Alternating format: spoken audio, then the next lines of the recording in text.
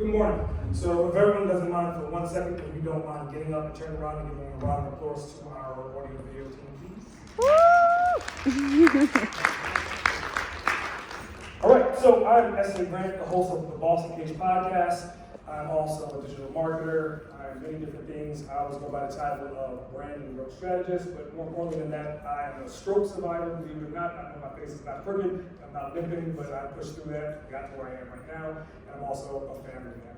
So you're here today to talk about podcasting. So first and foremost, let's get some of the homework out of the way. I want to give a warning. I am not used to corporate America because I've been out of corporate America for 15 years, so I'm very frank, I'm very straightforward, and I may curse a little bit every once in a while. So you've been warned. So the goal for today, I want you to learn, I want you to have fun, I want you to take action, right? So I want to see nods of the heads and say yes. Yes, okay. On the same page. So the difference between internal podcasting and external podcasting, if you look at both comparisons, they're very similar. They're pretty much almost identical, except for one key component, is that an internal podcast is a private podcast. And then you may be wondering, why the hell do I want an internal podcast versus a front-facing podcast that everyone in the world can see? Well, the internal podcast can give you an opportunity to make a legacy with your company. Think of it from the standpoint if you were Steve Jobs and you had a podcast that documented all your thoughts, any interviews with your clients, any interviews with your team over the course of the initial years of that company. Where would that company be right now if that information was available? Again, you want it to be internal, so it's private. Now, you can take that same exact podcast, and whichever one has the most downloads, whichever one your employees like the most, whichever one your clients want to say, hey, I love that particular episode, then you can make that front-facing. So again, you're having one podcast to do two different things. An internal podcast that will help serve your internal employees, and the refund from that would be the external podcast that you can put front-facing to help your clients and the general public. So let's talk about the general benefits, right? And I want you to say it with me. I am sexy, and I know it. Okay. I am sexy and I know it. Right? So you want to think about podcasting as far as a building block or foundation. It's not just a media outlet. It is something that, again, you can record a legacy, right? And anyone that builds a company from the ground up, that's what you're thinking about. You're thinking about, am I going to sell this company? Am I going to leave this company behind for, let's say, my children? What are the goals of that particular company? Now, some of you may be employees, and some of you may be entrepreneurs, and some of you may be thinking about going from an employee to becoming an entrepreneur. Podcasting is essentially a gateway to that, and it's a great opportunity, right? So, think about these three companies.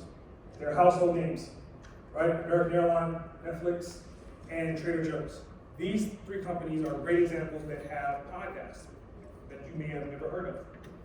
Again, you're probably thinking about Joe Rogan. Everyone knows Joe Rogan because he's a front-facing podcast that's globally known, globally syndicated. But these particular three podcasts are also in the market sector as well. And as you know, these are all billion-dollar companies. So think of the quote below. 62% of consumers are consuming podcasts, right? That's up from 57% last year. I want you to think about that. If you are an employer, well, out of that 62%, you have employees that are in that demographic. So creating an internal podcast to talk about your company's benefits, to have interviews with your company staff, have interviews with your executive team, with your executive board, only makes sense to start there. So what we're going to cover today, I like to do things where they're kind of catchy and you can kind of remember it by saying the words. So we're going to talk about teams build value. And every single one of these letters are going to be broken down to a particular thing that you're going to have to associate to a task, right? So the first one we're talking about is team building. And then again, podcasting. You see a single person having a communication with a camera talking to you, but you do not see that person who's behind the camera, who's really promoting and doing all the work. Every time you see one person, there's always a team behind them. And again, in corporate America, we all are well aware of team building and team development. So we're going to break down the learn how, right? Because again, people are like, how do I do a podcast?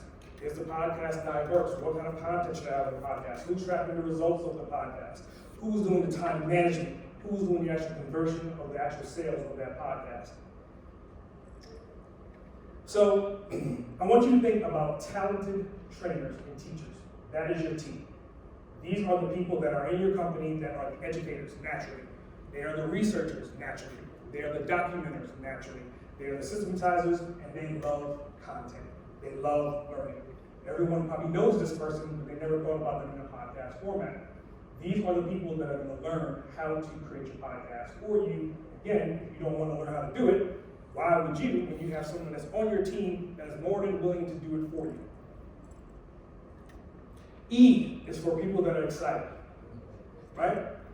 These are the employees that literally anything can be going wrong. Their day is never bad. They're always excited about what the hell is going on. You can be giving away free coffee that day and then running around saying there's free coffee in your lunchroom, right? These are the people that you want on your team because they're going to sell that podcast. They're going to market that podcast. And usually they're bold, they're creative, they're marketers, they're recruiters, they're promoters. And again, if you're not any of these, I'm sure you know someone in your company that is. This is the person that's going to do the marketing for that internal podcast throughout the company. Now, everyone probably knows of Tony Montana, right? It is the ambitious person, not necessarily the salesperson. It is the person that is striving to become the executive. It is the person that wants to own the company. It is the person that is driving and climbing that corporate ladder. This is the person that's going to be data-driven. This is the person that's going to get it done. This is the person that's looking for success. Ideally, if you can get this person on your team, it will be a key point for your success in an internal podcast because they're going to be highly ambitious. So again, A is for ambitious and aggressive, which may or may not work in corporate America, but by all means, it's still there and it's alive and well. Money motivated. We all know about the Wolf of Wall Street, and we all probably work with the Wolf of Wall Street. This is the person that if a task is not done on time, it drives them crazy. This is the person that when they're looking at their email, if they have unopened emails more than one or two, they're going to twitch out. This is the person that's going to be cost sensitive. These are the people that you want on your team because, again, a podcast is not an individual thing. It's about growing a community of individuals to help you grow your company. Last but not least is sales. This is the guy that likes to make phone calls, cold calls. This is the person that does not matter if they meet someone new or someone old, they will talk you to living death, right? These are people that are good for what they do. But when it comes down to podcasting, if you're trying to sell it, and you're trying to get conversions, and you're trying to get more numbers, you're trying to get more downloads, you're trying to get more sales, these are the people that you need to put in. So they're going to be your upsell people. They're going to be your leveraging. They're going to be the people that take the opportunity of a podcast and turn it into a tool. So now you're talking about teams in a more effective fashion to get more resources and more use out of your podcast versus just doing podcasts for general marketing or for general content development. To recap, again, talented trainers, teachers, excited employees, ambitious, aggressive, money-motivated managers, and sharp, seasoned salesmen. And again, it'll take you a while, but so I put multiple different words with multiple different letters to represent the same thing. So whichever word works for you, put that word into your memory bank, and then what you're going to do, if you scan this QR code, you'll get access to this worksheet. Now, this worksheet will allow you to write down as many names as you possibly think about. Some companies, maybe large companies, you can find 25 for each one of them, or you may be able to find 5. But you have to look at it from a standpoint of it does not always have to be someone that's in your company right now. It could be a partner, it could be a friend, it could be a neighbor. Again, you're creating a community of resources to develop the best podcast that you can internally that will eventually become an external podcast. Content marketing. So this is what we're going to talk about build. And we're not going to be talking about how to build and develop a podcast. What we're going to be talking about is more so key strategies to get the right content and how to deliver that content to that particular target audience. So if you're not familiar with Answer the Republic, I would definitely say you want to write that down. Answer the Republic will be your best friend when it comes down to podcasting to get content. The reason why I say this is because Answer the Republic gives you content based upon questions. Who, what, where, why. Again, if you know anything about Google, you know anything about YouTube, those are the search terminologies that people are looking for. Those people are also part of that 62% that listen to podcasts.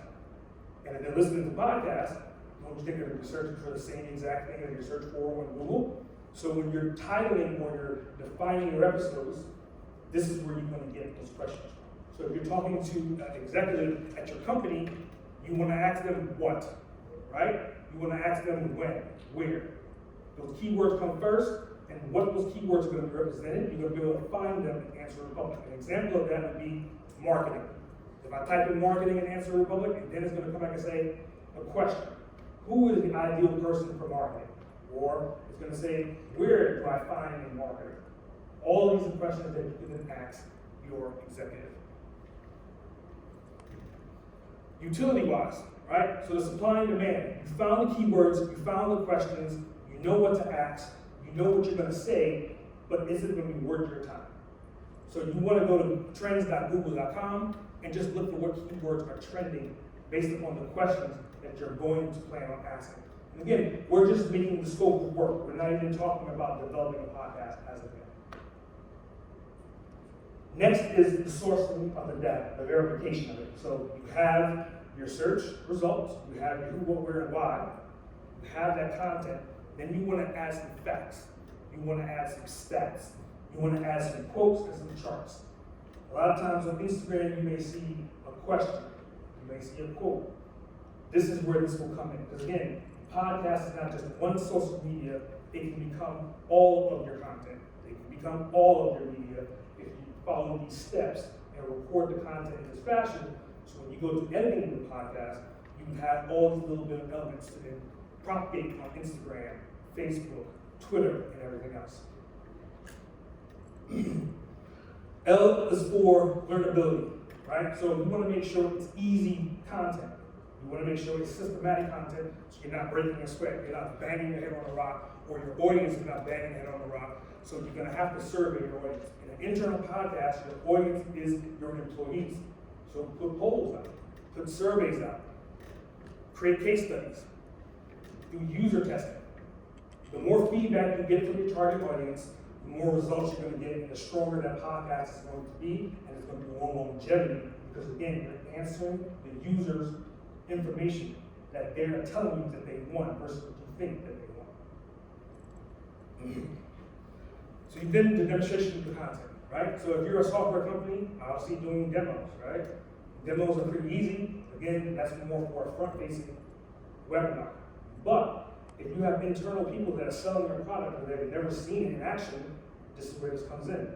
If you have internal people that may be trying to work their way up the ladder in the company, this gives them an opportunity to figure out if they can do it. Because again, you're training them, you're teaching them, you're guiding them in the right direction. You're upgrading from within. This is how you can do it in an internal podcast. So you want to think about your content as far as interviews. You can interview a CEO. You can do recordings of meetings. You can do webinars. You can do screen share. And more important than anything else, you must have the wow factor. It must have something that's going to say, hey, wow, I need to tune in next week. I need to tune in later on this week to get more insight, more information on what I'm doing and why I'm doing it. The recap, build. So you got benefits, you got usefulness, you got inform, you got learnability, and you also got demonstrate. This is the form. Now this form, I would say, is really golden because if you utilize this form correctly, you can put this form in front of you while you're doing a podcast. So now you can look at it and say, okay, what trends am I going to talk about? Right? I can then say, okay, what quote am I going to bring up during the podcast? I can ask a question that I got from the website about who, what, and where. If you put all these things in front of you, then you have a point of reference. Makes it a lot easier for you to deliver a well-rounded podcast episode without having to break a sweat. Internal podcasting, brand growth strategy. So those that are familiar with growth strategies, business modeling, this is the avenue to where podcasting comes in. So a vision statement, a mission statement. Again, essentially it's just your promise. So think about it from the standpoint, what does your podcast, or what will it promise to your community, in this case, your employees? You have to ask yourself, you may have a mission and vision statement, but do you have a mission and vision statement for this particular media outlet for that particular target audience? Action, right? Again, ask for feedback, you want to give tasks, and you want to request results. The worst thing you can do with a podcast or any media outlet is to have it out there, produce content, and not get that feedback. Not let your community feel like they're part of the community. Ideally, if you ask them for feedback, and you keep asking for feedback, the more results you get. Something, to give you an example of that, right now I'm working on my 9th and 10th book. What I've done is I made cover art of all the books, versions, A, B, C, D, whatever, and I posted it on social media, and I asked my audience which one. Based upon what they said, I put that back into the book cover, knowing that that person has more credible feeling toward that book cover, which will then later on help me convert my sales, because they felt like they were part of the process. Podcasting is exactly the same. Make your community part of the process. Longevity, evergreen, endurance. You do not want to make a podcast episode or podcast content something that's dated. Because again, when you talk about search engines, you talk about search results, even if it's not a front-facing website, you want to have that content 20 years down the road, 10 years down the road, 5 years down the road. And you can see all the content that I've put on here so far is again evergreen. I'm not dating anything. Even when I made the quote about the numbers, I didn't put a year in it. I just said a year before. Again, you have to think like that, because again, you may die tomorrow, you may sell the company tomorrow, you may have the opportunity to move on, but that company asset should still be valuable years down the road. Unique and unfair advantage, right? We've all heard the song, "You Can't Touch This." A lot of us may understand that we have trademarks, we have copyrights. Again, you can trademark and copyright a podcast, but what's your signature? What's your style? What's your trade secret? What's your tagline or your hook? These are things that will allow you to be different in that customer segment. And again, right now, the customers we're talking about is your employees. You want them to be able to recite something from your podcast. You want them to see you walking down the hallway and say, "Hey, you're that guy." For example, myself, I'm always the boss. No matter if I met somebody the first time or not, because of my brand. By default, they'll say, "Hey, boss," if they don't know my name. Then last but not least is, what do you want to achieve? What is your goal? What is your purpose? Is it going to be effective? Are you going to increase the productivity of your team? Are you going to increase sales? Are you going to increase the engagement?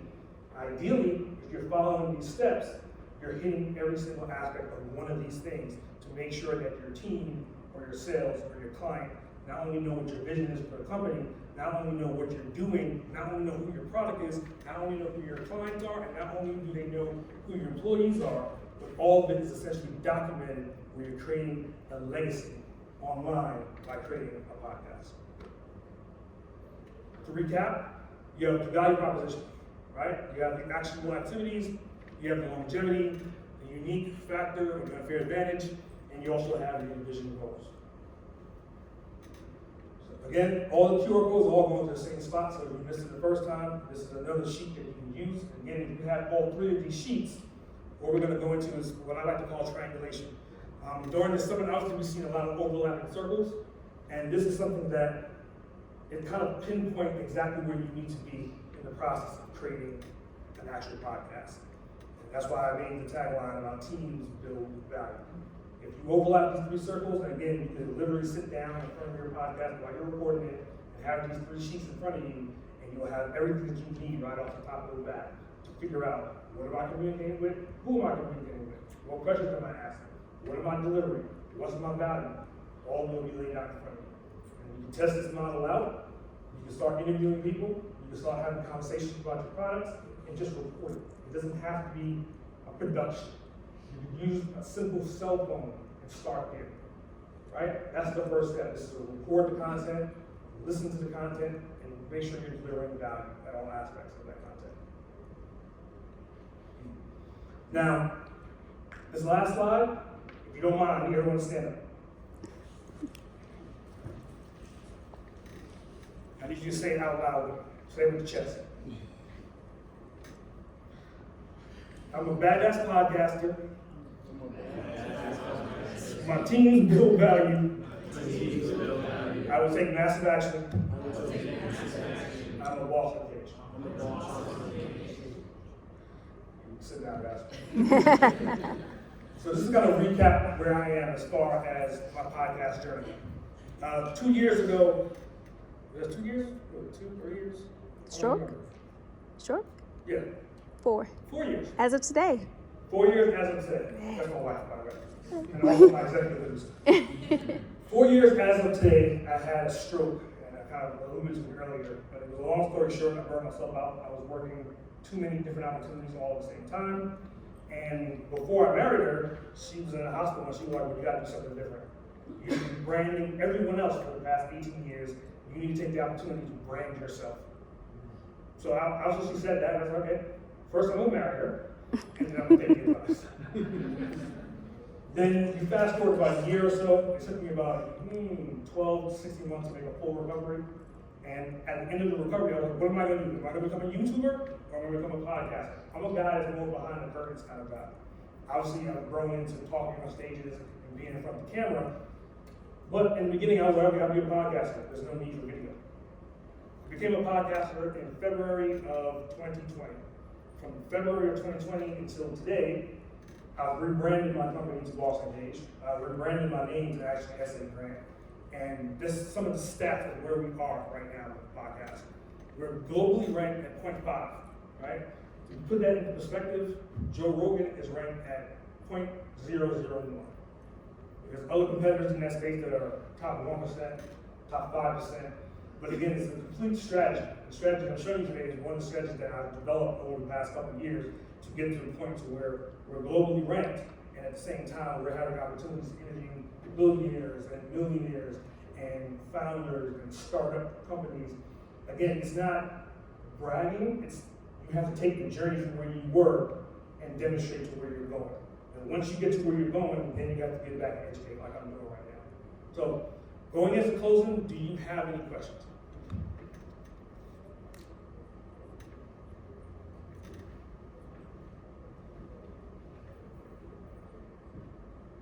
Yeah. What tools do you use for this? I'm thinking security for my company is kind of an issue. Do you have any suggestions for secure tool to use? As far as, so her question was, what's secure for publishing? Yeah. So I mean, internally, I would just talk to your IT team, because again, you probably have a website, and the website's behind like a server, then it takes them nothing to hit a switch to put up another website that just streams your RSS feed internally versus externally. To your first kind of point on teams, am I allowed to overlap on that if I have a person that fits multiple roles, or is that not? Yeah, the reason why I broke it down to 5 different aspects of teams is because you don't want to end up having a stroke like my dumbass did 4 years ago. That's why I broke it down to say, okay, if you can find these 5 people, ideally the workload will be spread across 5 people. Obviously, you can wear all 5 hats, but having a stroke is probably not something you want to do. So, any other questions? Where are you based out of? Atlanta, Georgia. We got about 5 minutes left, guys. This will be the time. There's no wrong question. What other?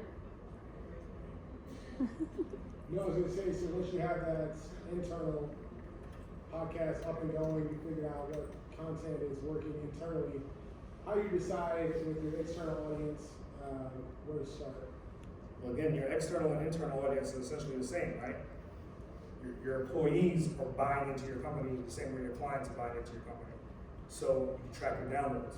If you have 50 episodes and episode 15 has more downloads than anything else, you probably need to do more discovery on that episode. Figure out, was it the question, was it the person, and then try to step and repeat the episode with someone else. So an example of that would be if I interviewed the CEO of a company and I asked them how to do something, then I'm gonna take that same exact formula and I'm gonna go back and I'm gonna interview a VP and I'm gonna ask him how to do something. And then what I'm gonna do is put both episodes out there. The first one already peaked, and I'm gonna see how far this one went. If this one matches the level of the original podcast that peaked, then I know that's my formula. So then moving forward, I'm gonna ask executive teams a question on how. Step and repeat. Make sense? Yeah. For your external podcast, how are you monetizing different ways? Yeah, this is multiple different ways. One way I monetize, because right now we're in season 4, that's episode 141, but we recorded 400 episodes. So we have a supply and demand issue to where we have a surplus of like 200 plus episodes. So by default, if you want to get on our show, if we record it today, it's not going to air for a year from now.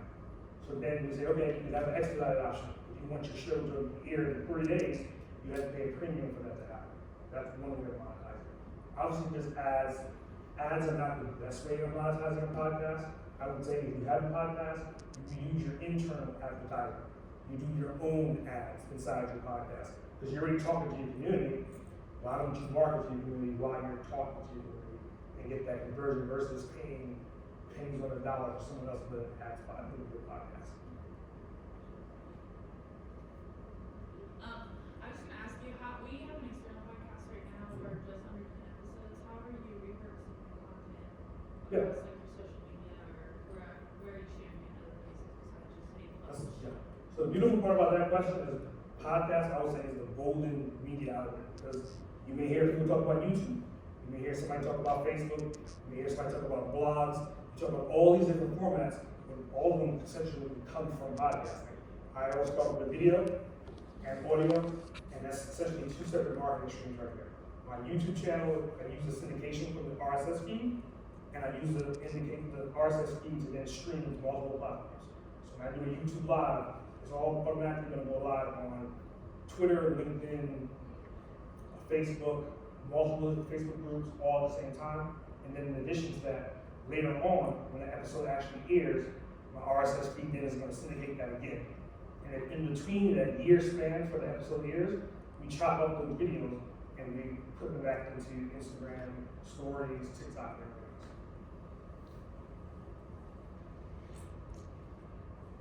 else. 2 minutes. All right. You have a question?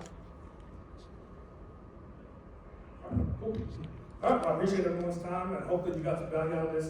Last but not least, I'll see you in the digital summit. If you don't mind, you can go to the website and give us a review, because again, they want feedback to make sure that we're giving you the value that you receive. Thank you.